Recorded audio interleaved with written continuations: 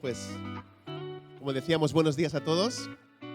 Y como digo siempre, qué bueno poder estar aquí con vosotros y qué alegría veros, ¿no? Ver a algunos que han vuelto de sus vacaciones, otros que están recuperándose de alguna enfermedad, otros no los vemos porque han salido justo en estos días de vacaciones. Pero quiero dar gracias al equipo creativo y en especial a Diana por el tema de las pulseras. ¿Puedes levantar tu pulsera por ahí? ¿La tienes puesta? Esa es la persona por la que tienes que estar orando durante esta semana. Si has venido tarde, pues te animo a que al final del servicio, al final de la reunión, puedas ir porque el equipo de bienvenida estará de nuevo a la salida para que tú puedas tomar una de estas pulseras, poner tu nombre, dejarla en el cubo y coger otra para estar orando por esa persona durante esta semana. Así que gracias al equipo creativo, gracias Diana por esta iniciativa, ¿vale? La idea también es que puedas buscar a la persona que te ha tocado. Si no sabes quién es o no la conoces, pues gritas por ahí su nombre al terminar. Y la idea es esta, que puedas ir a buscar a la persona que te ha tocado y puedas decirle, oye, ¿por qué puedo orar por ti en esta semana? Dime algún motivo por el que pueda estar orando por ti y a la vez tú puedes decirle también si quieres el tuyo o si no es la persona, pues la buscas al que te ha tocado, ¿vale? Bueno, el reto al que nos enfrentamos en el día de hoy es asegurarnos de que nos mantenemos fieles al mensaje y a la misión, manteniendo el Evangelio como lo más importante. Y podríamos decirlo de esta manera, lo importante es que mantengamos el Evangelio como lo más importante, porque si no es el Evangelio lo más importante, entonces cualquier cosa acabará ocupando ese lugar y lo que pongas ahí nunca será suficiente. La semana pasada hablamos o vimos 6 imágenes, desde un soldado hasta un agricultor, 6 imágenes que definen nuestra identidad. Hoy Pablo nos da 8 instrucciones prácticas para poder vivir esa identidad con fidelidad. Así que vamos a nuestras Biblias, 2 Timoteo, capítulo 2, versículos del 14 en adelante, del 14 al 26. Dice así la palabra. Recuérdales esto, encargándoles solemnemente en la presencia de Dios que no contiendan sobre palabras, lo cual para nada aprovecha y lleva a los oyentes a la ruina. Procura con diligencia presentarte a Dios aprobado, como obrero que no tiene de qué avergonzarse, que maneja con precisión la palabra de verdad. Evita las palabrerías vacías y profanas, porque los dados a ellas conducirán más y más a la impiedad, y su palabra se extenderá como gangrena, entre los cuales están Himeneo y Fileto, que se han desviado de la verdad, diciendo que la resurrección ya tuvo lugar, trastornando así la fe de algunos. No obstante, el sólido fundamento de Dios permanece firme, teniendo este sello. El Señor conoce a los que son suyos, y que se aparte de la iniquidad todo aquel que menciona el nombre del Señor. Ahora bien, en una casa grande no solamente hay vasos de oro y de plata, sino también de madera y de barro, y unos para honra y otros para deshonra. Por tanto, si alguno se limpia de estas cosas, será un vaso para honra, santificado, útil para el Señor, preparado para toda buena obra. Huye, pues, de las pasiones juveniles y sigue la justicia, la fe, el amor y la paz con los que invocan al Señor con un corazón puro. Pero rechaza los razonamientos necios e ignorantes, sabiendo que producen altercados.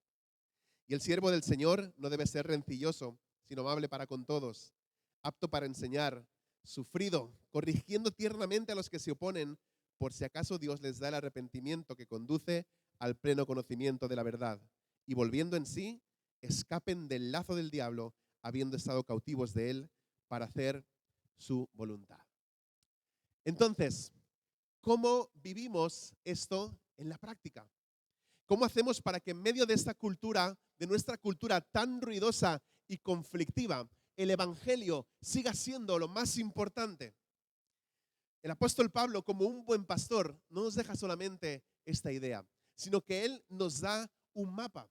Y en este mapa, como os decía, encontraremos 8 instrucciones claras para que las recordemos mejor y vamos a agruparlas en 3 áreas vitales de nuestra vida de fe. La primera área tiene que ver con la trinchera más importante de nuestra vida, que es nuestra mente y nuestra boca. Es decir, cómo pensamos y cómo hablamos. Y todo comienza con el primer mandato que encontramos ahí del apóstol Pablo. Dice, recuerda la verdad a la gente. Ahora, ¿por qué tenemos que recordar? Porque solemos olvidarnos de las cosas. Y la Biblia está llena de recordatorios sobre la necesidad de recordar. Justamente el domingo pasado fue el día, o se celebró el Día Mundial del Alzheimer. Y dice, recuérdales esto. O sea, mantente recordándoles esta verdad o estas cosas. Ahora, ¿qué es recordar? Recordar es traer a la memoria, recordar es evocar, recordar es recuperar. Pero en la Biblia, recordar no es solamente algo que tiene que ver con nuestra mente. Implica un cambio de comportamiento para que nuestras vidas se alineen con lo que se nos ha recordado. Así que cuando en la Biblia leas recordar, no está hablando de una actitud pasiva. Es como cuando tu mujer te recuerda que la próxima semana es tu aniversario de boda. No solamente te está recordando que la próxima semana es el aniversario de boda, te está diciendo que le tienes que comprar algo. ¿Por qué? Porque la semana que viene es el aniversario de boda. Entonces, recuerda el aniversario es, haz algo. Por lo menos llévame a comer por ahí, ¿no? ¿Me hago entender? Es una actitud proactiva que conduce a la acción. Debemos reflexionar, pero debemos también ponerlo en práctica. Recordar en la Biblia siempre implica actuar, ponerse en acción. Así que si recuerdas, pero no cambias, en realidad no estás recordando absolutamente nada. Específicamente, Pablo le dice a Timoteo que no olvide lo que él acaba de escribir en los versículos del 8 al 9 que no los hemos leído. Le dice, acuérdate de Jesucristo, resucitado de entre los muertos, descendiente de David, conforme a mi evangelio, por el cual sufro penalidades hasta el encarcelamiento como un malhechor. Pero la palabra de Dios no está presa. Debemos mantener el evangelio siempre delante nuestro y en el centro. Habíamos leído anteriormente en esta segunda carta, en el capítulo 1, versículo 6, Pablo le recuerda o le escribe estas palabras al tímido Timoteo, por lo cual te recuerdo que avives el fuego del don de Dios que hay en ti. Porque lo más importante es que el evangelio siga siendo lo más importante. Y cuando hablo del evangelio, me refiero a esta noticia increíble. ¿Cuál es la noticia increíble del evangelio? La noticia increíble del evangelio es que Dios se hizo hombre, que caminó entre nosotros, que vivió entre nosotros, que murió y dio su vida en una cruz por cada uno de nosotros y resucitó al tercer día, tal como estaba anunciado y como estaba escrito en la palabra, en las escrituras. A esto me refiero cuando hablo del evangelio, a que por su muerte y por la fe en él podemos ser reconciliados, podemos ser perdonados y podemos tener vida eterna en Cristo Jesús. La segunda cosa que le dice es, no pelees, no pelees. Vivimos en una cultura cáustica, una cultura que quema, una cultura que destruye, una cultura que es conflictiva, una cultura, que eso está muy de moda, ¿no? Que te cancela. Estás cancelado. No te permitimos hablar, no te permitimos opinar. Quedas totalmente cancelado. Y fíjate, al parecer eso también era un gran problema en la iglesia de Éfeso en la que Timoteo estaba pastoreando. Y le dice en el versículo 14, encargándoles solemnemente en la presencia de Dios, que no contiendan sobre palabras, lo cual para nada aprovecha y lleva a los oyentes a la ruina. No sé cuántas veces te ha pasado esto, enredado en una discusión teológica, en una discusión acerca de la Biblia, acerca de la palabra, y has estado 3 horas hablando con alguien, peleando con alguien por una palabra con la que no te pones de acuerdo. Y cuando has terminado esas 3 o 4 horas, ¿qué pasa? Sigue igual o sigue peor, porque no has encontrado ninguna solución y ahora estás enfadado y peleado con alguien más. Es por eso que dice, no contendáis sobre palabras, no vale la pena. Si bajamos al versículo 23 y 24, dice, pero rechaza los razonamientos necios e ignorantes, sabiendo que producen altercados. Y el siervo del Señor no debe ser rencilloso. Luego vamos a leer algo acerca de esto. Pero cuando le encarga esto, es bastante fuerte. Él está diciendo que testifique, que dé testimonio con vehemencia, que pueda amonestar, pero que no contienda, que no se enrede en una guerra de palabras.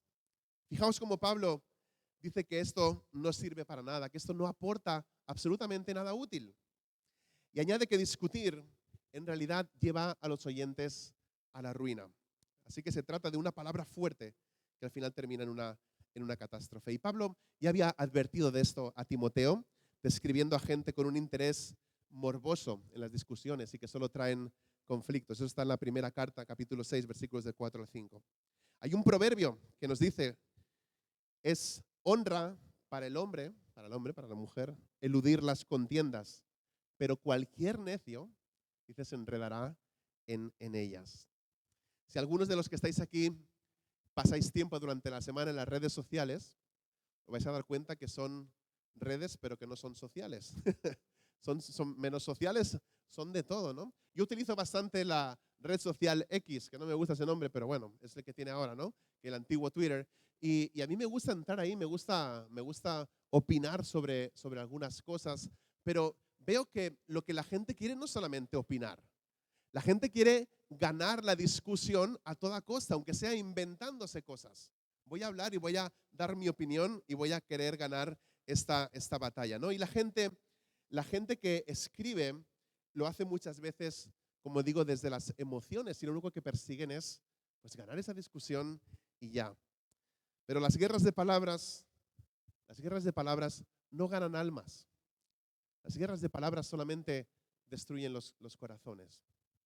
Lo tercero que nos dice dentro de este bloque, estamos hablando de la mente y de nuestra boca. Lo que nos dice como tercer punto en este bloque es maneja bien la verdad. Ahora, ¿cuál es la mejor manera de no pelear? La mejor manera de no pelear, según lo que acabamos de leer, es manejando bien la verdad. La mejor manera de no pelear ni caer en falsas doctrinas es aferrarse a la verdad de Dios, como vemos en el versículo 15. Procura con diligencia presentarte a Dios aprobado, como obrero que no tiene de qué avergonzarse, que maneja con precisión la palabra de verdad. La idea detrás de procura con diligencia es que te esfuerces con entusiasmo, que sigas trabajando hasta que puedas lograrlo. Debemos estar deseosos de presentarnos delante de Dios, diciendo, aquí estoy, Dios. Rindo mi voluntad, rindo mi corazón a ti y a tus caminos. Soy tu siervo, no quiero avergonzarme ni ser avergonzado ante ti ni ante los demás. Me quiero detener sobre todo en esta última frase que dice que maneja bien la palabra de verdad, que maneja con precisión la palabra de verdad. Todos los creyentes, y los pastores en particular, estamos llamados a ser rectos con las Escrituras para que podamos encontrar el alimento, para que podamos encontrar ese pan que estamos compartiendo con los demás. En esta iglesia, todos los que predicamos estamos comprometidos a manejar la palabra de Dios con reverencia, a predicar directamente desde la Biblia. Buscamos la aprobación, pero buscamos la aprobación de Dios. Y como tal, no nos avergonzamos de la palabra de Dios, que es inspirada, que es infalible, que es suficiente y que es nuestra fuente de autoridad. Porque cuando Dios dice algo, así queda establecido.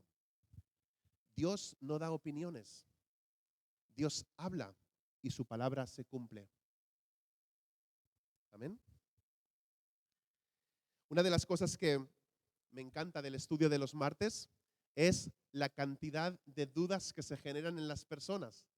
Y después, durante la semana, esto no sucede todas las semanas, pero me gusta muchísimo porque creo que para eso estoy como pastor también en esta iglesia.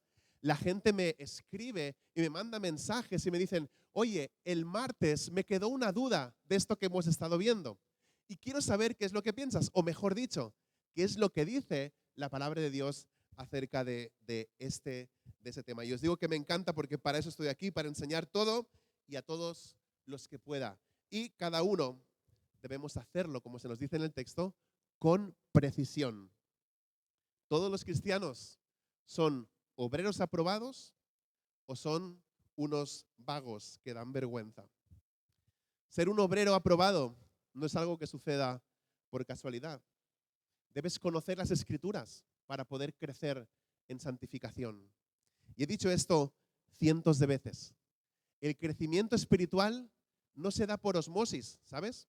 El crecimiento espiritual no se da por mucho entrar y salir del lugar donde nos reunamos. El crecimiento espiritual es intencional.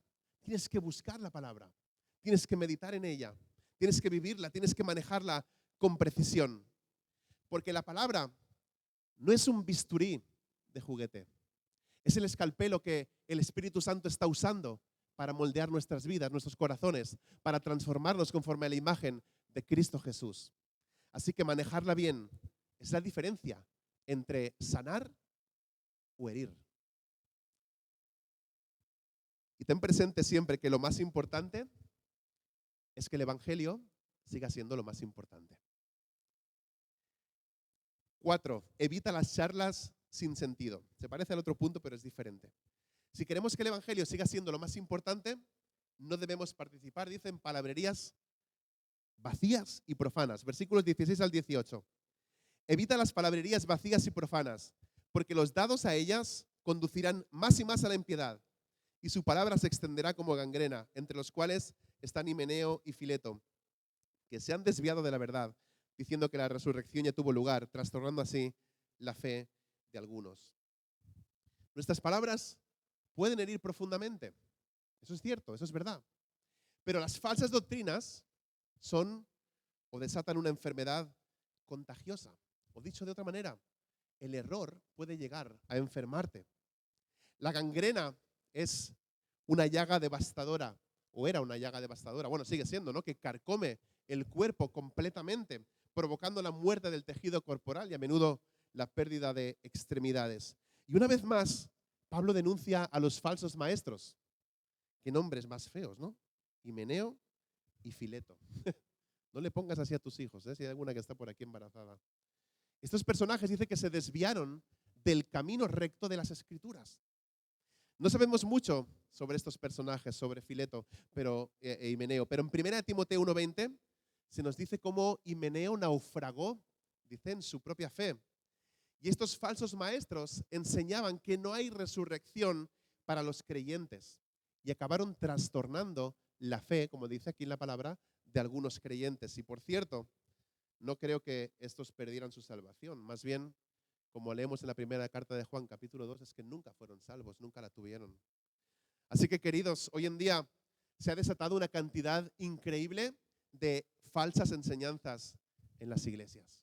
Porque si antes las falsas enseñanzas eran sutiles, ahora son atrevidas, ahora son descaradas, ahora son abiertamente antibíblicas.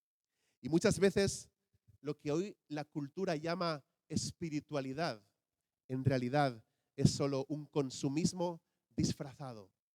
El evangelio no se vende. El evangelio se entrega gratuitamente. Hoy proliferan falsos maestros que comercializan la fe. No compremos espiritualidad en las rebajas. Vayamos a la palabra de Dios.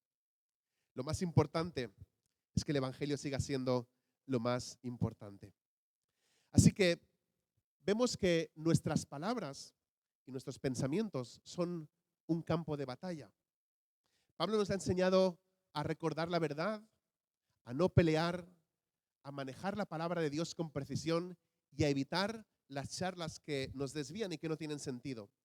Pero al ver cómo las falsas enseñanzas pueden extenderse como una gangrena, podríamos entonces preguntarnos, bueno, ¿hay algo seguro? ¿Hay algo seguro en lo que nosotros podamos apoyarnos? ¿Hay algo seguro en lo que nosotros podamos confiar? Y la respuesta de Pablo es un rotundo sí. Y esto nos lleva a nuestra segunda área, que no se trata solamente de lo que hacemos con nuestra mente y nuestra boca, sino de entender nuestro fundamento y nuestra posición, aquello en lo que estamos asentados, aquello en lo que estamos firmes. Confía en los cimientos firmes. Al observar lo que está sucediendo en la cultura y escuchar cómo las iglesias se alejan de la sana doctrina, es fácil sentirse inquieto. Pero esta primera parte del versículo 19 nos da una verdad en la que podemos confiar. Dice, no obstante, el sólido fundamento de Dios permanece firme. El mundo puede temblar, Pero el Evangelio es ese ancla que no se suelta, aunque todo lo demás se derrumbe.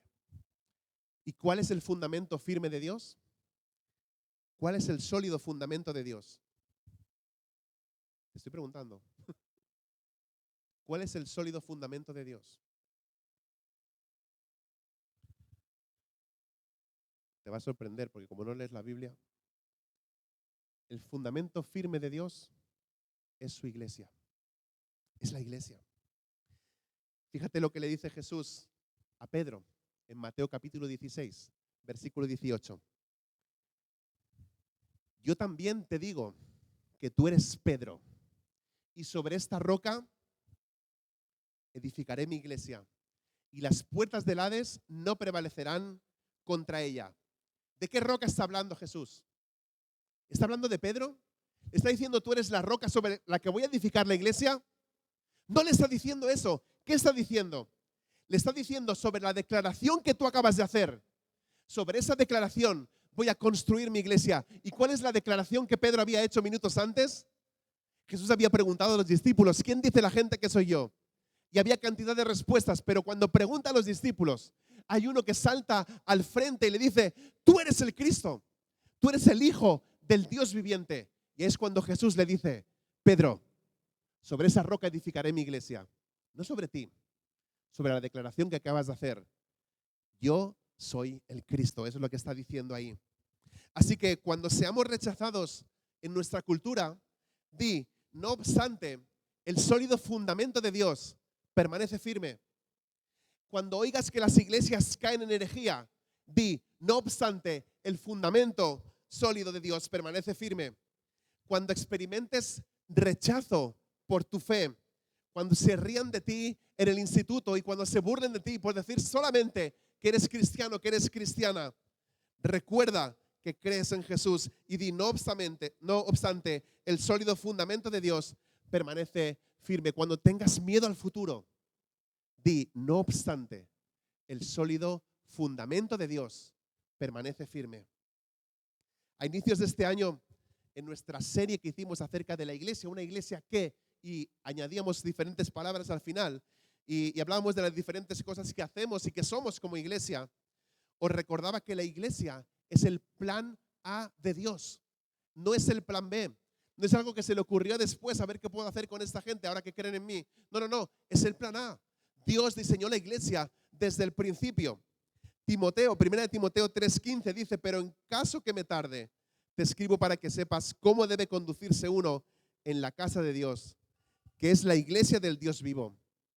Y he subrayado ahí un par de palabras. Dice, columna y sostén de la verdad. Columna y baluarte de la verdad. La iglesia es la que sostiene la palabra de Dios, la que sostiene la verdad de Dios. Y antes se nos ha dicho algo cuando hablaban, cuando ha predicado Mileida hace un momento. ¿Dónde está la Mileida? En su predicación ella ha dicho lo siguiente, ha dicho varias veces, y es algo que creemos profundamente, que la iglesia no son las paredes. La iglesia somos las personas. Entonces, ¿quiénes somos la columna y baluarte de la verdad? Nosotros somos los encargados de mantener esa verdad de Dios al frente. Porque nadie puede poner otro fundamento que el que ya está puesto, que es Jesucristo, dice el apóstol Pablo en 1 Corintios capítulo 3. La iglesia del Dios viviente no puede fracasar porque se basa en las promesas eternas de Dios. Y Dios sigue en el trono. Dios sigue en el mismo lugar. Lo más importante es que el Evangelio siga siendo lo más importante. Otra recomendación o mandamiento que nos da Pablo. Otra ruta en este mapa de esas 8 cosas que os he dicho. Esta es la número 6. Apártate como santo. Vemos cómo la salvación trae seguridad. Y ahora se nos exhorta a buscar la santificación en la segunda mitad del versículo 19. Y dice, teniendo este sello, el Señor conoce a los que son suyos y que se aparte de la iniquidad todo aquel que menciona el nombre del Señor. Dios pone su sello de aprobación y de autenticidad, de propiedad a aquellos que son suyos. Y para explicar este sello, el apóstol Pablo se inspira en una historia del Antiguo Testamento, de la rebelión de Coré. De ese evento, él extrae dos verdades que son las dos caras de la misma moneda. La primera verdad que nos comparte Pablo de esa historia de Coré, lo podéis leer en Números capítulo 16. La primera es la responsabilidad de Dios. El Señor conoce a los que son suyos. Esto es su responsabilidad. Él conoce a los que son suyos. Pero la segunda es nuestra responsabilidad. Que se aparte de la iniquidad todo aquel que menciona o que invoca, dicen otras traducciones, el nombre del Señor. Ahora, Pablo pasa de un edificio, porque nos ha hablado de la columna, del baluarte, de las vigas, de lo que sostiene la iglesia, pasa de hablarnos de un edificio a hablarnos de un hogar. En los versículos del 20 al 21 nos muestra que hay vasos que son dignos y vasos que son indignos. Vamos a ver qué es esto. Ahora bien, en una casa grande no solamente hay vasos de oro y de plata, sino también de madera y de barro, y unos para honra y otros para deshonra. Por tanto, si alguno se limpia de estas cosas, será un vaso para honra, santificado, útil para el Señor, preparado para toda buena obra. Algunas de esas vasijas, algunas de esos utensilios se utilizaban como orinales o cubos de basura, mientras que los que eran más caros se utilizaban o solo se sacaban para fines especiales. Voy a hacer un KitKat que no tenía esto pensado, pero te lo suelto. Seguro que en tu casa tienes una vajilla que nunca has usado, ¿verdad? Porque la guardas para la ocasión especial. ¿Me equivoco o no? Muchos tenemos esa vajilla ahí especial guardada, ¿no? Sácala hoy. Sácala hoy cuando hagas, aunque sea una hamburguesa del McDonald's, lo que vas a comer, no importa. Saca la vajilla especial que tienes ahí guardada, porque hoy es un día especial, porque hoy Dios nos ha dado vida, porque hoy es un día nuevo en el que podemos gozarnos en Él. ¿Y sabes por qué? Porque mañana puede ser que no estés. Ay, ahora se ha muerto. ¿Y te acuerdas que estaba la vajilla ahí que Él quería usar? Sácala hoy. Saca la vajilla, esa especial que tienes guardada. Bueno, sigo. La cuestión es que, independientemente del tipo de recipiente que seamos o de los sucios que estemos, podemos ser purificados para ser usados con honra, para ser honorables y apartados como santos, útiles para el dueño de la casa, para toda buena obra, preparados para toda buena obra. Así que te digo que si has estado en el cubo de la basura del pecado, la gracia de Dios no solamente te limpia, la gracia de Dios te convierte en un vaso de honra para poder ser usado por Él. Un pastor escribe esto: pensamos que la santidad consiste en renunciar a los placeres del pecado por una vida digna, pero monótona. Pero la santidad significa reconocer que los placeres del pecado son vacíos y temporales, mientras que Dios nos invita a placeres magníficos, verdaderos, plenos y ricos que duran para siempre. Entonces, estamos seguros en el fundamento de Dios y somos llamados a ser vasijas de honra, apartados para Él. Ahora, ya sabemos en quién creemos y sabemos quiénes somos en Él. La pregunta ahora es, ¿cómo se ve esto en el día a día? ¿Cómo se ve esto en el día a día? ¿Cómo pongo todo esto en práctica? Y aquí Pablo, valga la redundancia, se vuelve completamente, increíblemente práctico. Pasamos de nuestra posición a nuestra práctica, a la tercera y última área que vamos a ver en esta mañana, que es nuestra conducta y actitud. Es decir, cómo vivimos y cómo tratamos a los demás. A algunos ya no les interesa esto. Huye de las pasiones, dice. Para que Timoteo sea eficaz, le dice que tiene que huir de aquellas cosas que lo van a hacer tropezar. Así que, según la primera frase del versículo 22, le dice: huye pues de las pasiones juveniles y sigue la justicia, la fe, el amor y la paz con los que invocan al Señor con un corazón puro. John Stott escribe esto: debemos reconocer el pecado como algo peligroso para el alma. No debemos aceptarlo, ni siquiera negociar con él. No debemos permanecer en su presencia como Lot en Sodoma. Por el contrario, debemos alejarnos de él lo más rápido posible. A veces, huir es mejor que enfrentarnos o luchar contra las pasiones juveniles. Y esa es exactamente la palabra que utiliza Pablo. Y no es casual. No le dice, no negociéis con las pasiones juveniles. No les dice, no dialoguéis con las pasiones. No les dice, no resistáis un rato. Les dice, huye. Y huir, la verdad es que no se ve muy heroico, ¿no? Huir parece un acto muy cobarde. Pero en el reino de Dios, a veces la mayor valentía es salir corriendo en la dirección opuesta. José no se quedó a razonar con la esposa de Potifar. Puedes leer esta historia en Génesis 39. Él dejó su abrigo hasta tirado ahí por correr y salvar su dignidad, su integridad. Nuestra cultura nos dice, experimenta, prueba, conócete a ti mismo, explora. El apóstol Pablo nos dice, huye, huye. La madurez en Cristo no se mide por lo que eres capaz de tolerar, sino por lo que sabes rechazar. Ahora, las pasiones juveniles no son solamente sexuales, que es lo que todos estáis pensando. También son la ira que explota de una manera incontrolada. Eso también sería una pasión juvenil. O la ambición que nunca se sacia. Cuando uno es joven nunca tiene suficiente. Siempre quieres más, más y más. Y te está diciendo, por ahí no. O el deseo de impresionar. Eso pasa mucho. El deseo de impresionar. La comparación constante con otros. Son esas cosas que parecen inofensivas al principio, pero que terminan encadenando nuestro corazón. Es como si tú estás en tu casa y de repente empieza a prender fuego ahí una de las sartenes con las que estás cocinando. ¿Qué es lo que vas a hacer? Si el fuego es pequeño, pues coges un trapo mojado, dicen, no, es lo que hay que hacer, no echarle agua. Coges un trapo mojado y lo pones encima de esa sartén y lo apagas y lo puedes controlar y ya. Pero imagínate que estás cocinando y el incendio es tan grande que se empieza a quemar toda la cocina. ¿Qué vas a hacer?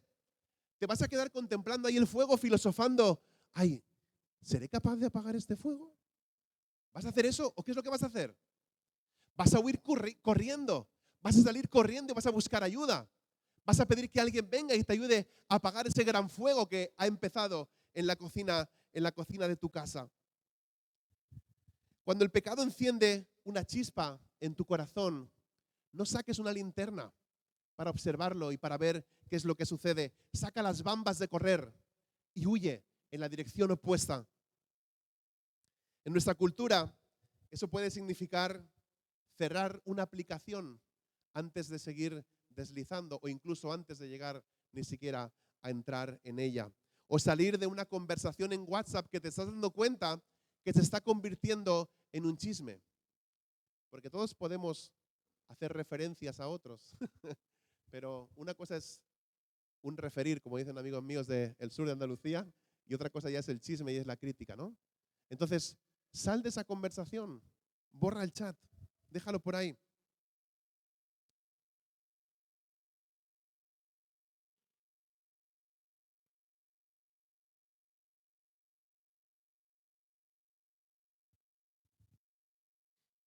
La instrucción de Pablo no se queda solamente con aquellas cosas que evitamos.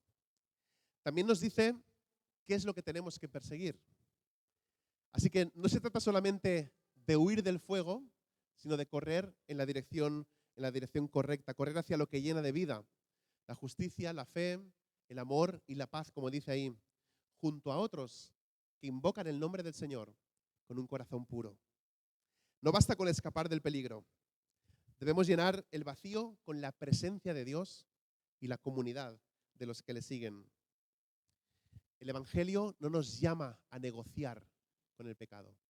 Nos llama a huir de él y perseguir lo eterno. Entonces podemos quedarnos con esto. La clave no es solamente correr, no es solamente huir, sino es correr hacia Jesús. Porque lo más importante es que el Evangelio siga siendo lo más importante. Y por último, corrige con amabilidad. Aunque hoy en día tal vez no vemos mucha bondad en nuestra cultura, como seguidores de Cristo estamos llamados a tratar a las personas con amabilidad, con gentileza. Fíjate en los versículos 24 al 26. Y el siervo del Señor no debe ser rencilloso, sino amable para con todos, apto para enseñar, sufrido, corrigiendo tiernamente a los que se oponen, por si acaso Dios les da el arrepentimiento que conduce al pleno conocimiento de la verdad. Y volviendo en sí, escapen del lazo del diablo, habiendo estado cautivos de él para hacer su voluntad. Cuando nos enfadamos por la avalancha de maldad que hay en nuestro mundo, debemos recordar que quien es nuestro enemigo es el diablo. No son las personas con las cuales estamos teniendo esa discusión o dialogando, o la persona que tiene una opinión o un estilo de vida que no es bíblico. No es ese nuestro enemigo. Muchos están atrapados en una trampa, en un lazo que no pueden salir por sí mismos. Han sido capturados por Satanás y están cautivos para hacer su voluntad. Y yo confieso que a veces cuando denuncio aquello que está mal, confieso que no lo he hecho con la suficiente amabilidad o bondad, ¿no? Olvido que las personas están hechas a imagen y semejanza de Dios y que por lo tanto son importantes para Él. Y quiero ser convencido del pecado, pero también quiero ser compasivo con los pecadores. No transigir con la verdad, ni tampoco quiero hundir a aquellos que están cautivos por el maligno, ¿no? En realidad, quiero ser más como Jesús y espero que tú también. Y se nos dice de Jesús en Juan capítulo 1, versículo 14, que Él estaba lleno de gracia y de verdad. Jesús nos da un ejemplo de esto en Juan capítulo 8, cuando Él atiende a aquella mujer que es sorprendida en adulterio. Y Jesús no suaviza la verdad para ser amable, para que la mujer no se lo tome mal. Tampoco sacrifica la gracia para ser firme en aquello que le dice. Él muestra que las dos cosas pueden ir de la mano, la gracia y la verdad. Porque Él le dice, tiene gracia con esta pecadora, cuando le dice, enderezándose Jesús, le dijo, mujer, ¿dónde están ellos? ¿Os acordáis? Es aquella imagen en la que la gente está rodeando a esta mujer para apedrearla. Y de repente Jesús le dice, ¿dónde están los que te acusan? ¿Dónde están ellos? ¿Dónde están los que te iban a tirar las piedras? ¿Y qué le dice la mujer? Dice Jesús, ¿ninguno te ha condenado? Y ella responde, ninguno, Señor. Entonces Jesús, ¿qué le dice? Yo tampoco te condeno. Y si la historia terminara ahí, pues sería como un cuento de hadas, ¿no? Ya no sería la Biblia. Pero hay algo más interesante que nos dice. Y es que Jesús, al decirle esto, se preocupa por las personas. Y sigue preocupado por las personas, por las almas, por las vidas. Le dice, le habla con gracia a esta pecadora, pero también le dice la verdad sobre el pecado. ¿Qué le dice? Vete. Desde ahora no peques más. Como os digo, yo no siempre lo logro, pero trato de decir la verdad con un espíritu de gracia. Pero sí que os quería pedir perdón, porque sé que no siempre ha sido así. Y es posible que en ese proceso en el que Dios me sigue transformando, alguna vez vuelva a decirte las cosas de una forma que no son, ¿no? Pero queremos ser más como Jesús, quiero ser más como Él. Quiero estar lleno de gracia y lleno de verdad. Bueno, esto es lo que hemos visto en esta mañana. Eso es lo que hemos visto en el día de hoy. Tenéis ahí un resumen. Hemos hablado de aquello que involucra nuestra mente y nuestra boca. Y hemos hablado de esto. Recuerda la verdad a la gente, lo tenéis ahí en la pantalla. No te pelees, maneja bien la verdad y evita las charlas sin sentido. Eso es aquello que tiene que ver con nuestra mente y con nuestra boca. Ahora hemos hablado de dos cosas más, lo que tiene que ver con nuestro fundamento y nuestra posición. Confía en los cimientos firmes, hemos dicho, y apártate como santo. Y también lo que tiene que ver con nuestra conducta y la actitud. Huye de las pasiones y corrige con amabilidad. Este viernes estuve con el ingeniero que está llevando el proyecto de la iglesia y estuvimos casi 2 horas aquí en este local y viendo sobre el papel. Yo hablaba con él acerca de esto y le dije, mira, y seguro que escuchará esta predicación y le hará gracia esto, pero le digo, el papel o los planos aguantan todo. Ahí podemos dibujar lo que queramos. Ahora, ¿qué es lo que va a pasar después y qué va a pasar en la realidad? ¿Qué es lo que vamos a hacer como iglesia? Pues Él va a pasar la propuesta en estos días y vamos a ver qué es lo que hacemos. Pero el punto es que después de las 2 horas aquí, me dijo, oye, tú me habías dicho que me llevarías a visitar Vic, a hacer un poco de turismo. Y le dije, vamos. Y aparcamos en el centro, aparcamos cerca del colegio de mi hija y empezamos a caminar por todos los lugares. Llegamos al Museu d'Art Medieval, que está ahí cerquita de la catedral. Y entramos al museo y nos encontramos al director del museo, que se llama Uriol. Uriol se acercó, me dio un abrazo, porque con Uriol, con el museo, estamos coordinando aquella exposición que se llama Instruments de l'Ànima y que vinieron aquellas personas hace unos domingos del ayuntamiento y otros artistas aquí a la iglesia.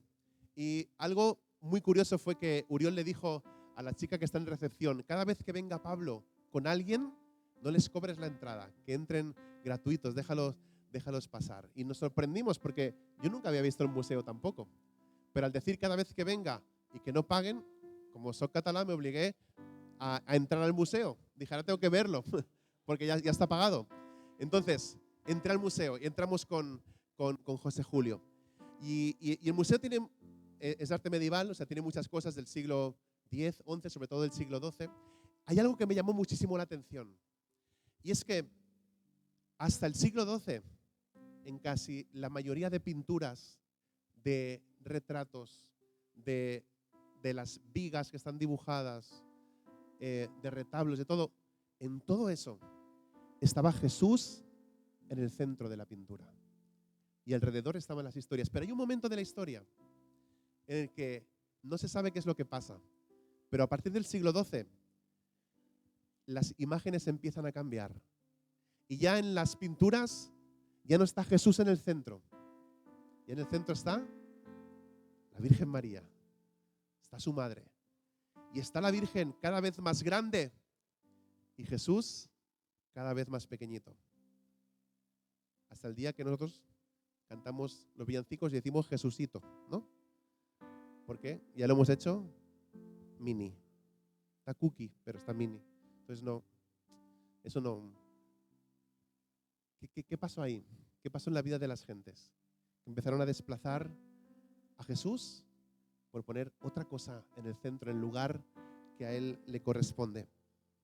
¿Sabes? Todavía hay personas que caen por el precipicio del pecado y van hacia los fuegos eternos del infierno. Así que no nos conformemos con ser pendencieros o cascarrabias. En cambio, manejemos correctamente la palabra de verdad, ofreciéndola con gracia a aquellos que están atrapados por el maligno, porque lo principal es mantener el Evangelio como lo principal. Ahora te quiero hacer una pregunta.